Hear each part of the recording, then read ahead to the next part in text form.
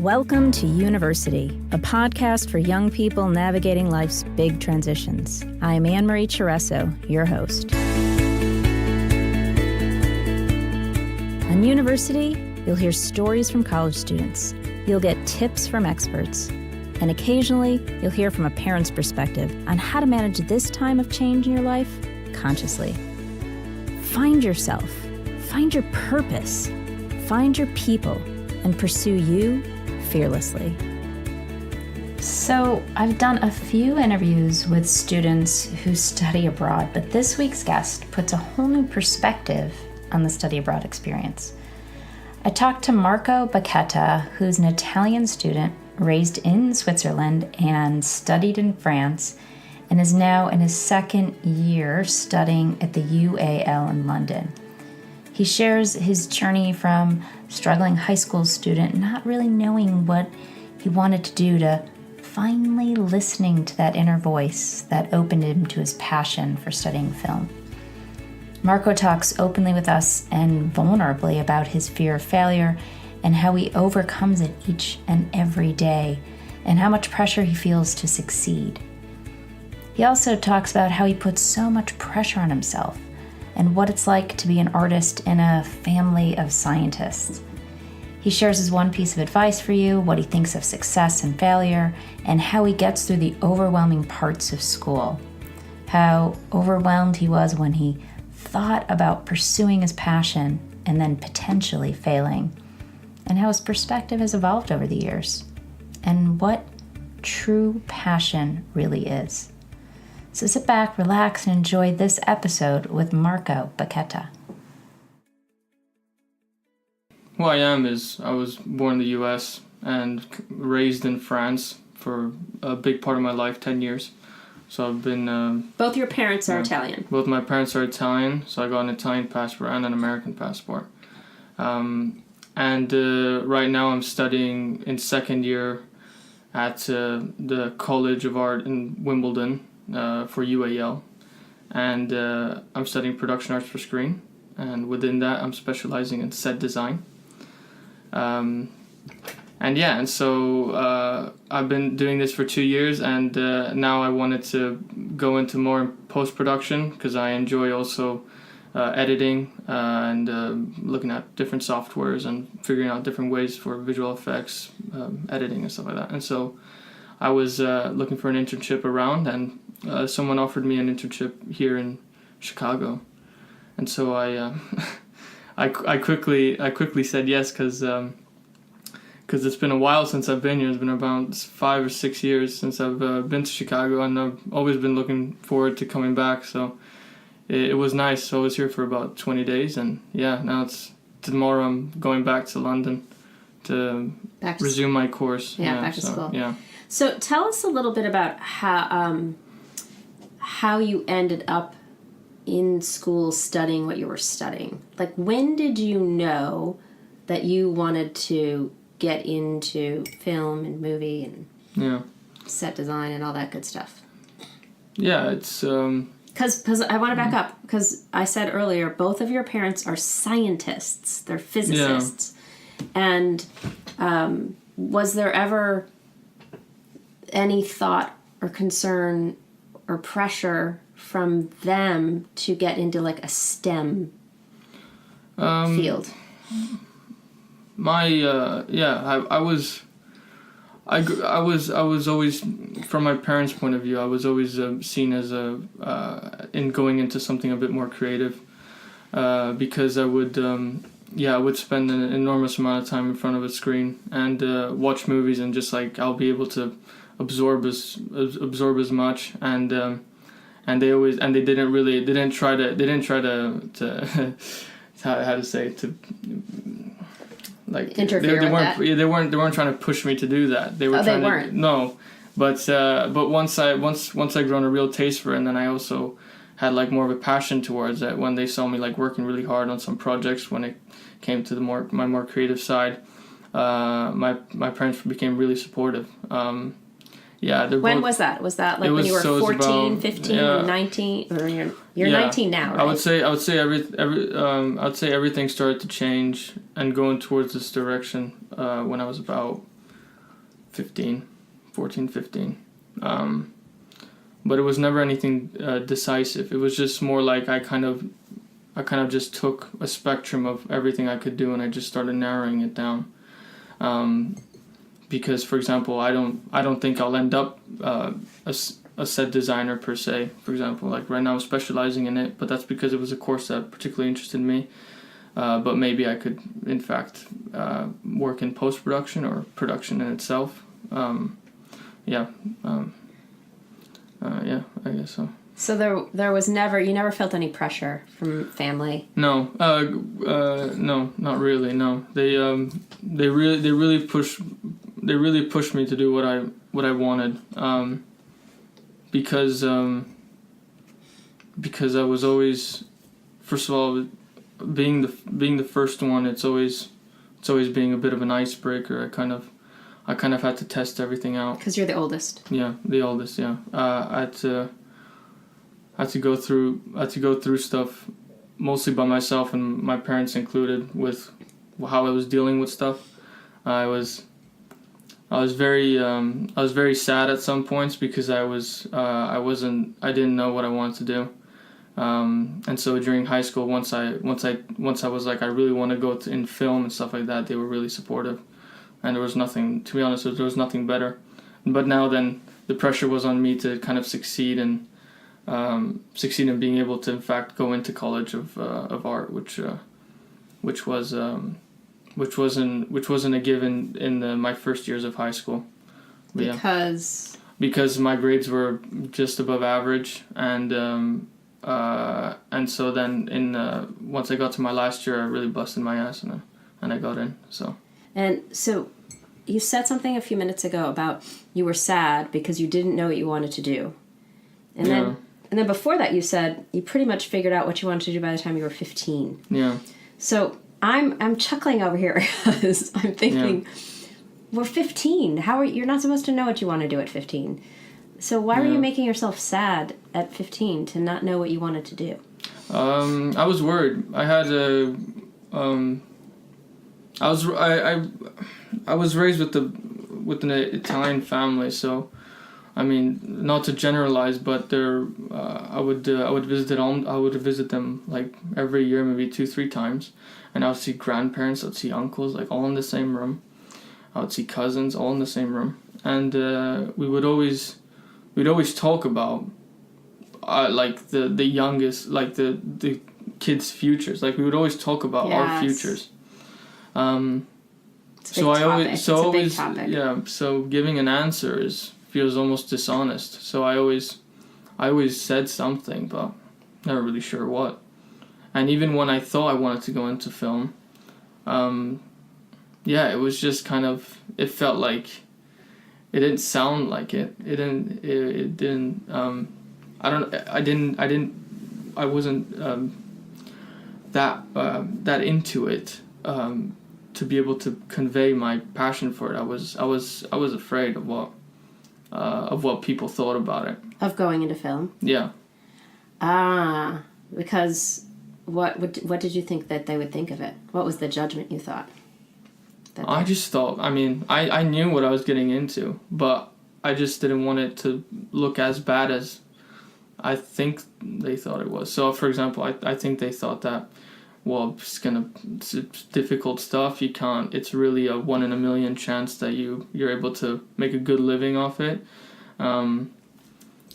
You're finding a job with that sort of CV may not be the best thing. Like it's. So you were worried about them doubting. I was worried that they would. Yeah, viability. They would doubt. Yeah, and also I had my cousins, which are like 5 years older than me.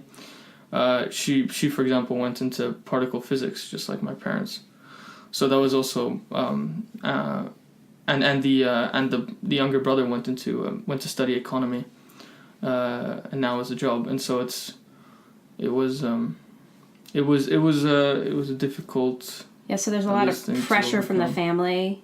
Yeah. Not necessarily like specific pressure. They didn't mean anything. It's like, it's just me that I'm there to absorb whatever I like. I don't ask questions. I basically have to assume whatever they think, and so you assume the wrong things, and you kind of just make ideas, and they start to just become facts. And so and then once the idea is in your head, then it doesn't go away. We get really attached to our stories. And about other people's judgments of us. And most of the time they're not true. Sometimes they're true, but most of the time they're not true. And then we start living our life based on the stories we're believing about what we think they're believing. So it's tricky. This is so fascinating for me to think about, because much of the pressure we put on ourselves comes from our own stories, our own beliefs, our own ideas in our head. And True. It's similar to what you're saying about your family. No one was putting pressure on you, yet you created some pressure in yourself. Absolutely true. So then at some point you freed yourself, and you allowed yourself to just relax into trusting, this is what I want to do. Yeah. That's when I got the when I got the word that I got accepted into UAL. I was. But before that, when you decided you wanted to get into film. I would say it's such a like a slow burn when I said I wanted to go into film, because I knew that was something I wanted to do, but it was so unfathomable. Like I couldn't quite comprehend, how do I get from here to here? Yes. And nothing was a straight line. It's not linear. Yeah, so to be honest, I never really felt free until, as I said, I never really felt pressure being released until I actually got to that point where I actually completed a whole step. Yes. Got through my academic year, and now I'm able to study this, and then I don't know what's going to happen next. Well, we don't know, right? It's always the unknown. And one of the things we talk about a lot on this podcast is being comfortable stepping into the unknown, because no one knows what the outcomes are ever going to be. But I want to I'm like nailing this point home. Part of the freedom for me came when you said, I want to study film. Like you really spoke the truth of what you wanted rather than resisting it. Yes, but that was, it was momentary. I did feel better once I said it. We were at the dinner table, and I basically said, she asked, because she would always ask me, like, okay, so you need to figure out what you want to study, and I said I want to study film, and she was like, all right, great, do that. We should look at unis and stuff like that. So it was extremely supportive environment. It's so I felt relieved to know the answer was yes. We encourage you to. You were supported. Yes. But then you got scared, because then it's like, well, how do I make it happen? Yeah, because how do I get from A to B? And the problems change, and they become different problems. Yeah, and it really is. I can really not emphasize enough that I have no idea what I'm doing. I'm just trying to do the things that I think matter the most. And even though it's just like I sometimes I feel so afraid of not doing something by fear of missing out that I tend to do like 5 things at once, and sometimes not being able to handle all of it. For example, I took this 20-day internship, but I got 3 other projects I have to work on for university, and I got other projects that are waiting for when I get back, and I feel like I've the burden of wanting to succeed has brought me to a point where I'm taking on a lot, at least emotionally, but also just like taking my time. Like there's a lot to do. A lot of stuff to think about, at least. FOMO is a big thing. It's a FOMO, fear of missing out. Like, I got to do it all because I don't want to miss any opportunity, any chance, anything. I don't want to miss it. Yeah. And often we talk about FOMO, like it can backfire sometimes. It can cause you to actually miss the moments you're in because you're so busy that you're not actually present for what it is you're experiencing in the moment. Yeah. You talk about succeeding. So tell me a little bit about what you decide in your mind success is. What would success look like for you? I guess, not to go too philosophical, but dying happy is the probably best success. Other than that, it would be definitely being able to write, to create stories, and being able to put them on screen is something that I'm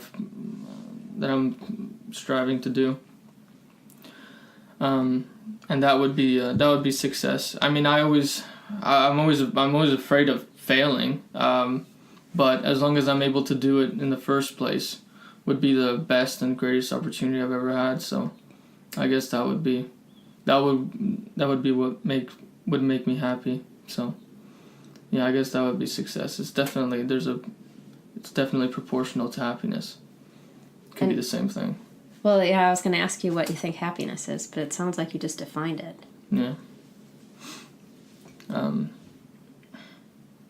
Yeah, everyone should strive to be happy first of all. Because anything can happen any moment. So it's about how you feel and not about what other people think you should feel. I think it's. And do you think you know what that is for you now? Yeah, I mean, it would be. I mean, right now would be to do well in, for example, in my future exams. It would be so that I could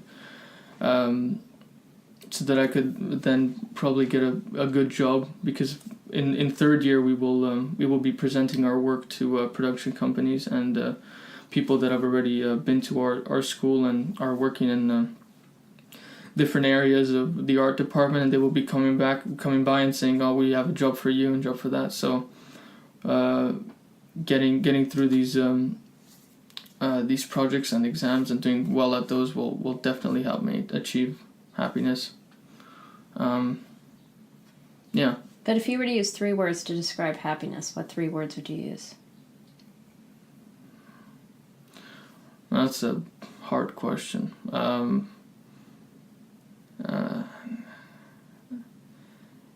That's a really hard. To be honest, I wouldn't know. Happiness is one thing. I don't think you can have. I mean, if I would think like, you can't have happiness without sadness. I think. Take your time. Yeah. Look at you're getting nervous. Don't get nervous. It's not the SAT. I'm curious what you think. 3 words that would. Yeah, 3 words. That will relate to happiness, or like that define happiness for me. When you think of these words, like when you think of happiness, these are the words that come to mind.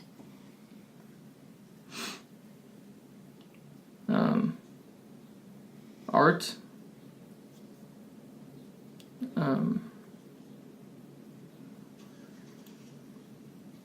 Friends.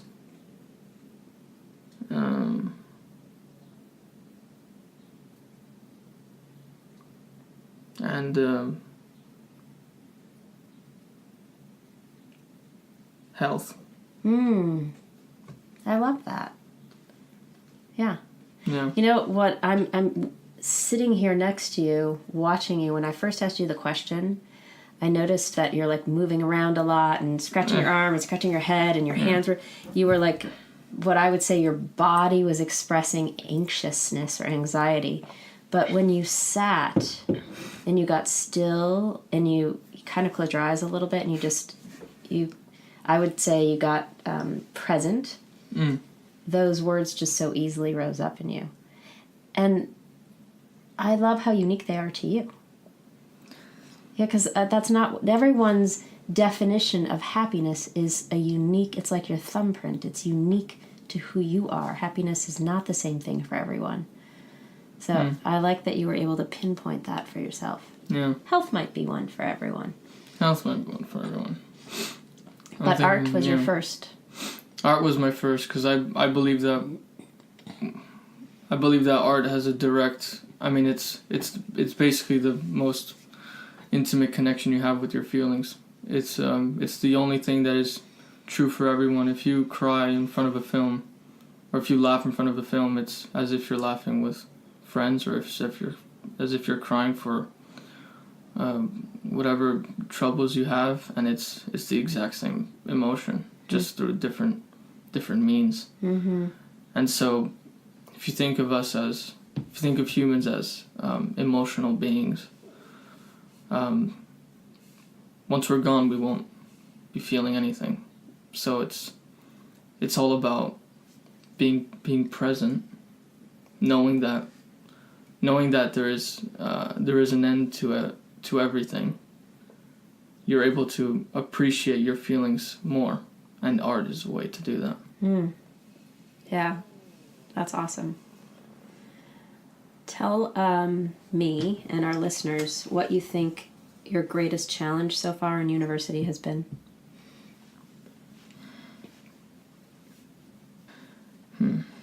I guess it was so in my course, I'm probably one of the youngest there. I went straight from high school to this art school, and most of them are, I would say, the average are at least 3 or 4 years older than me. And the challenge was, with that in context, was that I felt a lot of pressure to do the right things. I saw that there was so much more experience in my fellow comrades, and I was a nervous wreck. When it came to any projects, I would always ask one of them, like, how would you do this? What are you doing then? You didn't want to make mistakes. I didn't want to make mistakes, and it ate me up. I remember first year I was totally just like, sometimes I would just shut off, and I would just try not to think of anything. And I realized that I was just putting so much pressure on myself. But as I said, I mean, friends helped me get through it. I call them from time to time, and they also have their own issues, and they open up to me. And so we help each other in that way. And so one of the reasons I'm actually going through this, I have a lot of friends that drop out from university, as well as those that think that what they're gonna finish their course, but it's not what they want to do. And so I kind of overcame this fear, and I overcame this nervousness just by talking about it. Who did you talk about it with? Just your friends? I talked to one friend in particular, because he was also going through the same thing. He took a gap year. He went to out of the country, went to Germany for a year, just to think things through. Because I really admire him for that, because he was really good. He was really good academically. Like he was a really smart guy, and everyone at, I would say, at his level would always jump into something. They would always jump in and kind of rush into. They would always know what they want to do, but he just took a step back, and he said, "I'm going to Berlin for a year, so just chill out." And now he's studying. And now he's studying to become an astrophysicist. Wow. At the UAL. So I talked to him a lot, and yeah, I mean, I got through it just by talking about it, because your mind works so quickly that you can't really sit down and think about the ideas unless you talk about it, because you're way slower. It really helps to have some place to express what's going on inside, a sounding board, someplace to be seen and heard. And Yeah, I guess so. if you had one piece of advice to share with those listening in about pursuing their passion, finding something that they love, getting through this time in their life, what might it be?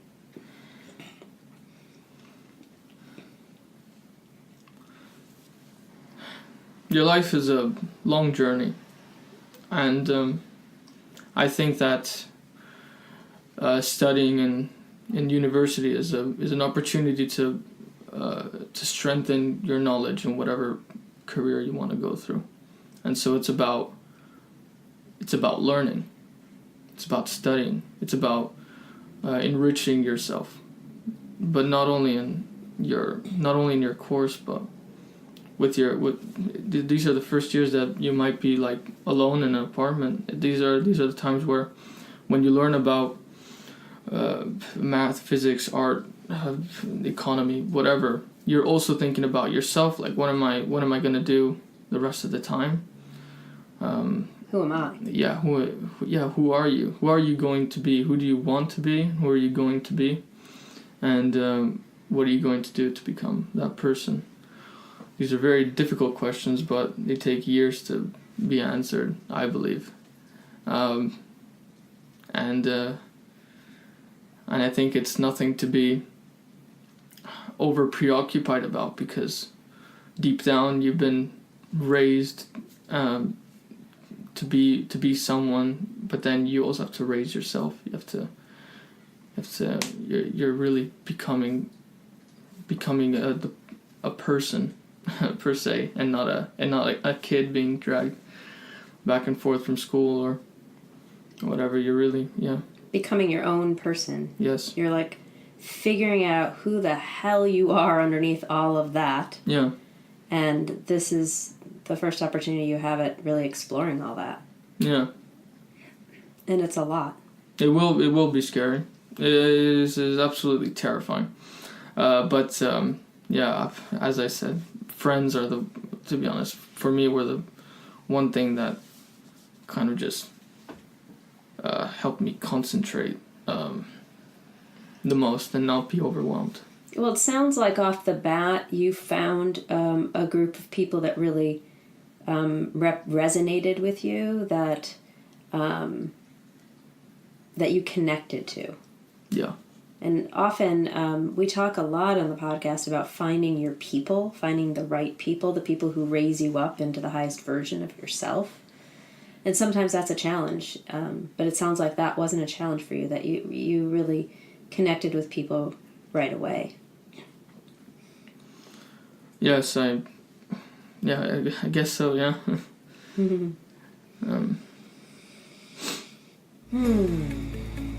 So Marco and I covered a lot in this episode, so we took a moment to pause and take a breath before finishing up. So over the next 9 minutes or so, we finish up our talk and Marco goes even deeper and reflects on what stirred him up during the first part of our interview. So stay with us and enjoy the last few minutes and see if anything gets stirred up in you.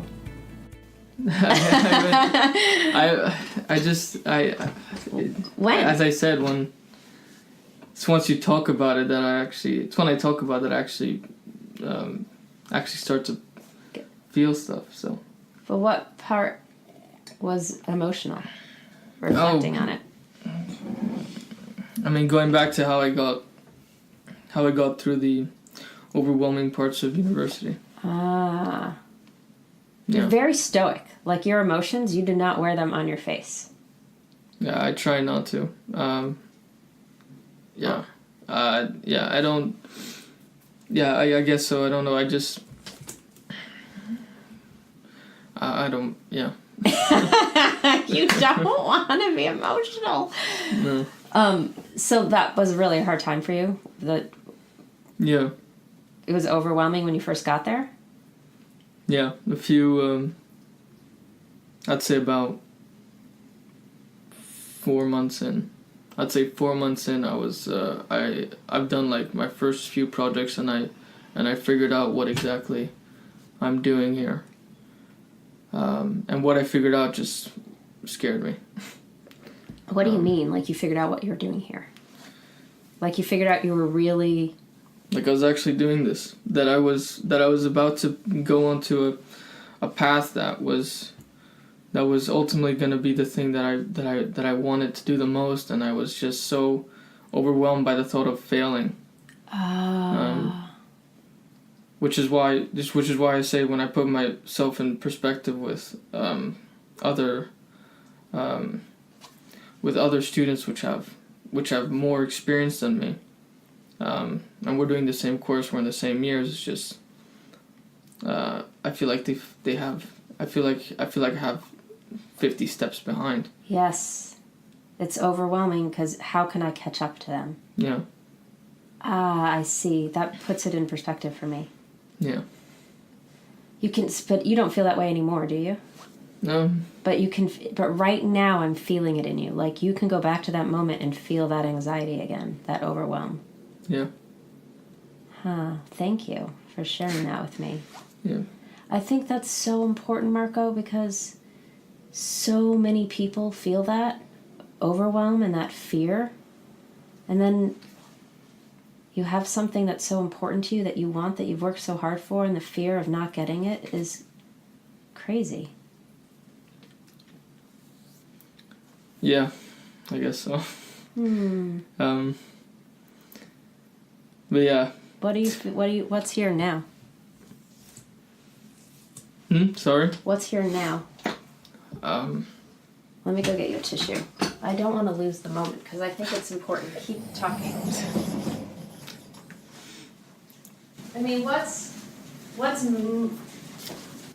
moving you so much in this now moment? The fact that you've overcome that? Yeah, the fact that it just comes in. I feel like it's a constant battle. Because with every failure then comes an experience, and with every experience it's how you deal with it. And so I always know there's going to be a next experience. There's going to be a next potential failure. And whether or not I trust myself, I am always afraid. That you're gonna fail. Yeah, even though most of the time I don't. But I mean now, like I'm thinking back, but like now I don't feel the same way. I have a different perspective. My perspective has changed drastically. I no longer think what happens if I fail. I now think what happens once this is over. Whatever the result, what am I going to do next? So I'm able to cope with just not thinking that it's going to be a failure. I just cope with the fact that it's going to happen. Whatever whatever the outcome would be. And I say that whatever it is, I'll probably live till tomorrow. So it's always about, and so there's no need to worry about it because there's just, it's the outcome is of inconsequence, at least to is of inconsequence to me, because whatever I'm doing now, I know that I like it. I know that I enjoy it. And so tomorrow I'll definitely equally enjoy it as much. Mm-hmm. So it's even if I fail or if I succeed.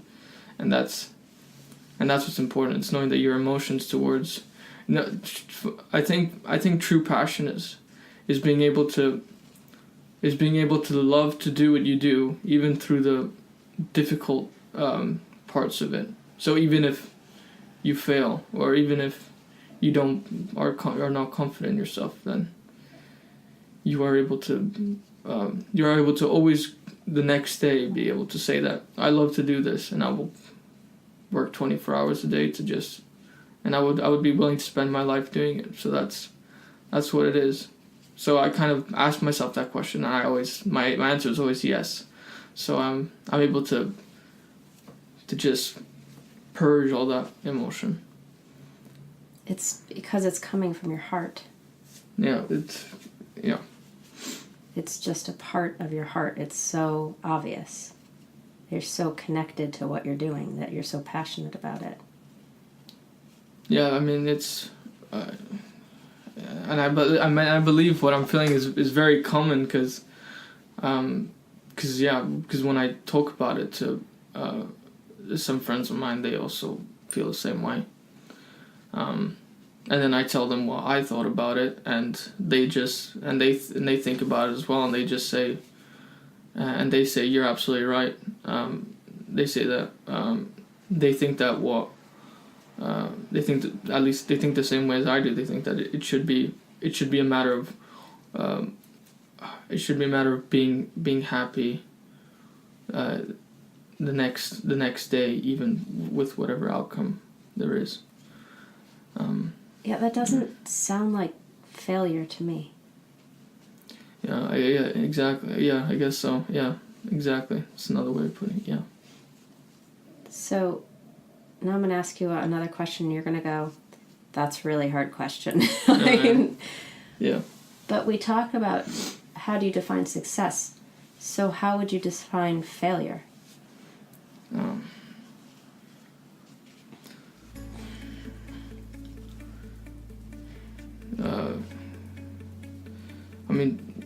Failure to me is purely, to be honest, I think it's purely disappointment.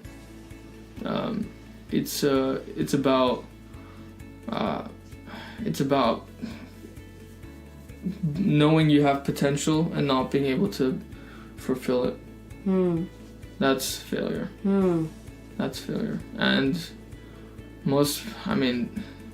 people can argue that fulfilling your potential is it's an endless game, because people can do anything. It's just a question of how far you're able to push, and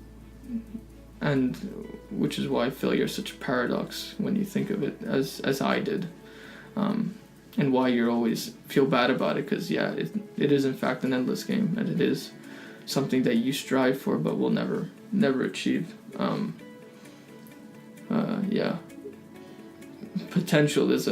Achieving potential is like a utopia.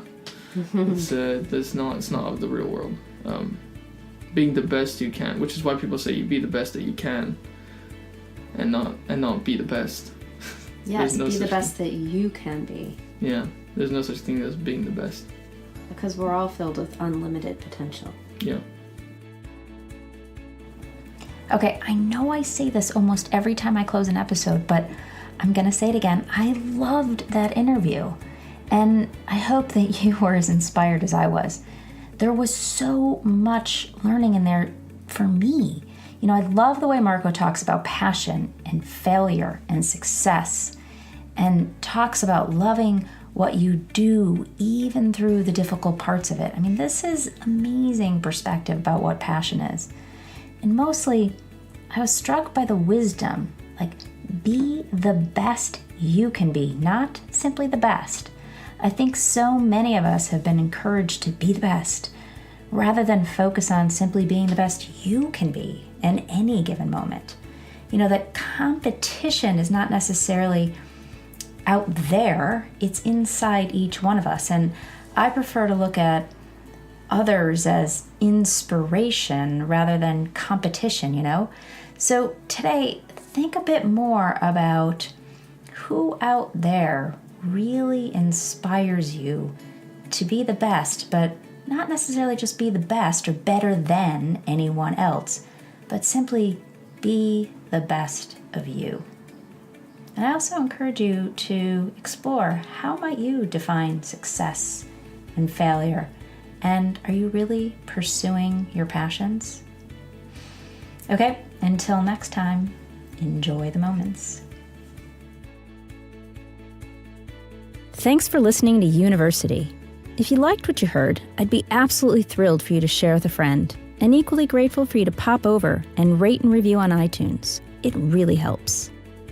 You can find more information and stay in touch over at university.u on Instagram, or at University on Facebook. I'll look forward to seeing you there. If you'd like support navigating the stress and chaos, and you're ready to create a more fulfilling college experience, I offer live weekly group coaching calls every Thursday, 4 to 5 Central Time. It's a place to gather together, to be seen and heard, to reduce your stress and learn how to be in control of your life and create a life you love. Give the first week a try for free. Check it out. For more information, email me at annemarie.university@gmail.com or click the link in the show notes below.